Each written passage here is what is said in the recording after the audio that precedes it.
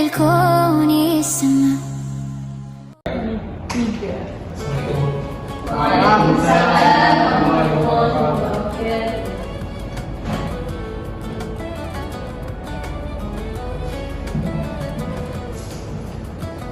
Bismillahirrahmanirrahim. Assalamualaikum warahmatullahi wabarakatuh.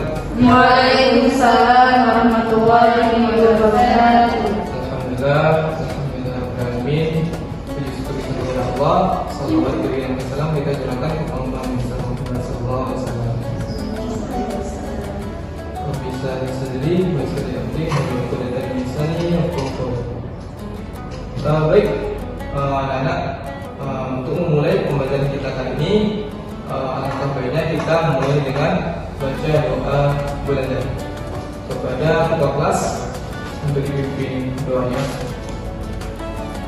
Bismillahirrahmanirrahim. Sirri amri wa ahlul 'uqdatam min lisani yafqahu qawli rabbi zidni ilman warzuqni fahman. Apa kabarnya semua anak-anak? Alhamdulillah baik Pak. Baik, alhamdulillah. Semoga sehat selalu ya. Pada kali ini kita akan membahas yaitu kurban. Mengupas sedikit pembahasan kita dari kemarin, yaitu tentang fikih kurban. Nah, pengetahuan anak-anak semua, apa sih yang dimaksud dengan kurban? Mengorbankan apa? Mengorbankan hewan. Nah, Beli kambing Pak. sembelihan kambing, ya. Nabi. Baik, anak-anak bisa baca, yaitu PPT yang sudah Bapak buat, yaitu secara bahasa kurban itu berasal dari bahasa waroba yang itu korbanan, yaitu mendekatkan diri kita kepada Allah Subhanahu wa Ta'ala. Nah, kemudian ada dasar hukum kurban. Dasar hukum kurban itu terdapat pada surah Al-Kautsar ayat 2. Coba tahu, coba bacakan ayatnya. Surah Al-Kautsar ayat 2. Coba mana? Bismillahirrahmanirrahim. Wassalli li rabbika wanhar. Fasalli li rabbika wanhar. Artinya, maka laksanakan salat karena Tuhanmu dan berkurbanlah. Nah, jadi di dalam ayat surah Al-Kautsar kita diperintahkan untuk berkorban. Nah, hukum kurban sendiri itu apa? Sunnah wajib. Sunnah makan. Definisi sunnah makan itu apa? Sunnah yang dilakukan, sunnah yang dianjurkan. Nah, jadi di sini mewajibkan, bahkan mewajibkan bagi orang yang mampu. Jadi orang yang tidak mampu itu tidak diwajibkan melaksanakan kurban. Nah, begitu ya. Nah, misalnya teman-teman ada kelebihan harta, mereka mempunyai hewan kurban, kambing, unta, kerbau, sebagainya, itu wajib untuk berkurban. Nah, kemudian adalah hikmah berkurban. Nah, hikmah berkurban ini adalah meningkatkan ketakwaan kita kepada Allah Subhanahu wa Ta'ala. Nah, definisi seperti yang Bapak sampaikan di awal tadi, bahwasanya kurban itu adalah mendekatkan diri kita kepada Allah Subhanahu wa Ta'ala. Bentuk mendekatkan diri kita kepada Allah Subhanahu wa Ta'ala. Nah, yang kedua adalah mengenai kisah Nabi Ibrahim alaihissalam. Tahu kan anak-anak Bapak kisah Nabi Ibrahim alaihissalam dengan Nabi Ismail? Nah, Bapak dengarkan secara singkat saja ya. Kisah Nabi Ibrahim alaihissalam dengan Nabi Ismail, ketika itu Nabi Ibrahim mendapatkan perintah dari Allah melalui mimpi untuk memberikan anaknya, mengorbankan anaknya. Lalu Nabi Ismail mau atau ikhlas, karena ikhlas untuk dikorbankan dirinya. Selagi itu perintah dari Allah Subhanahu wa Ta'ala. Lalu singkat ceritanya, ketika Nabi Ismail ingin disembelih oleh Nabi Ibrahim, maka turunlah seekor domba pada saat itu yang akan disembelih oleh Nabi Ibrahim. Ditukar ya. Nah, yang ketiga, menumbuhkan keikhlasan dan pengorbanan. Nah, ketika kita berkorban itu akan menumbuhkan rasa keikhlasan di hati kita. Kalau kita berkorban, tumbuh rasa keikhlasan. Yang keempat adalah memperterat persaudaraan dan kepedulian sosial. Jelas ya, dalam korban itu ketika kita mempunyai kelebihan harta, lalu kita berkorban di kepada orang lain. Orang lain itu dapat merasakan apa yang kita rasakan. Maksudnya daging yang kita berikan kepada orang lain, selain kita mendapatkannya, orang lain juga akan merasakan apa yang kita dapatkan. Nah, selanjutnya adalah syarat kurban dan hewan kurban. Nah, yang pertama syarat orang yang berkurban. Yang pertama adalah beragama Islam. Nah, jelas ya, orang Kristen tidak boleh berkurban karena syarat berkurban adalah beragama Islam.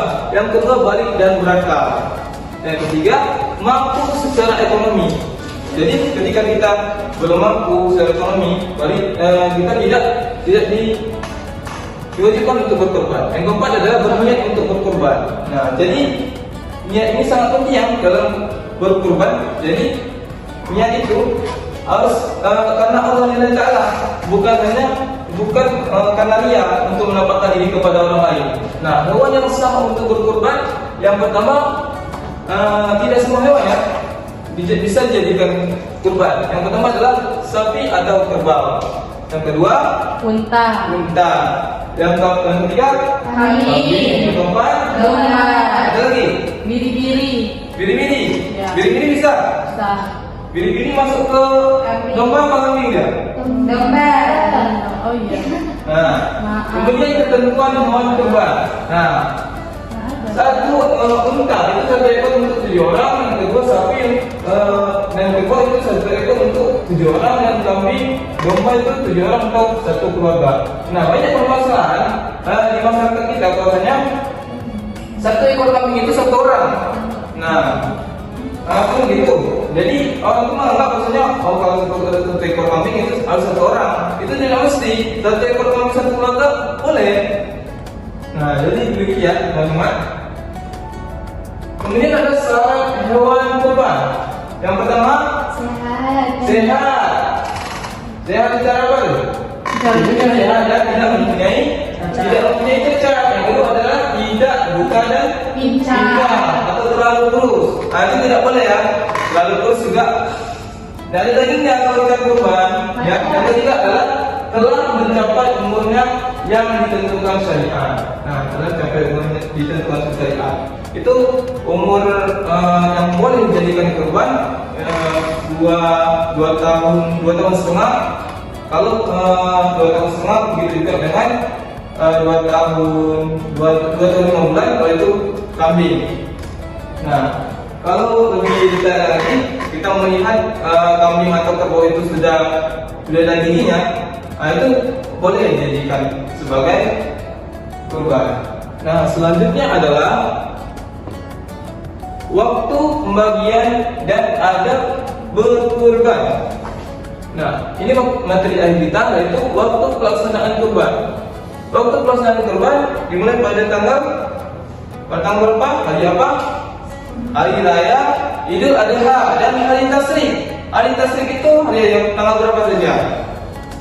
Tanggal 11, 12, dan 13. Nah, kemudian adalah pembagian daging kurban. Nah, yang pertama pembagiannya itu, yang pertama yang berhak mendapatkan daging kurban, yang pertama adalah kepada orang miskin. Yang kedua adalah untuk kerabat dan tetangga.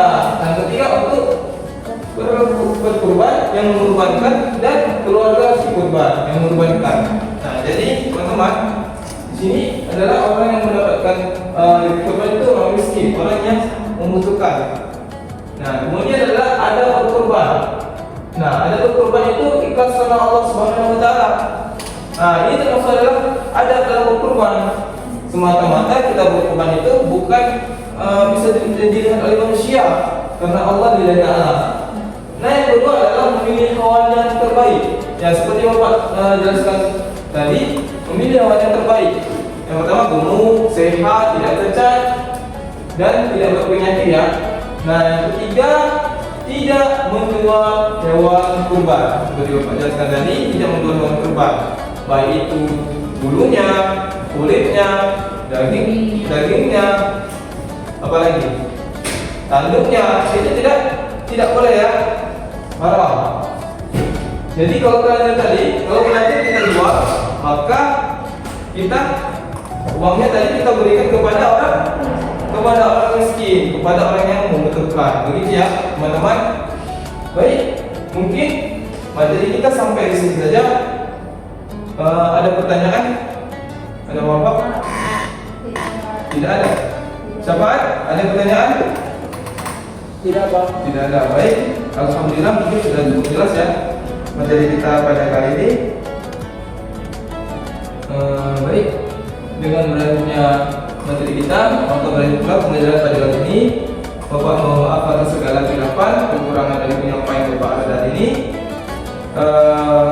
Lebih kurang sekian, terima kasih kepada teman-teman yang berhadir pada kesempatan kali ini. Assalamualaikum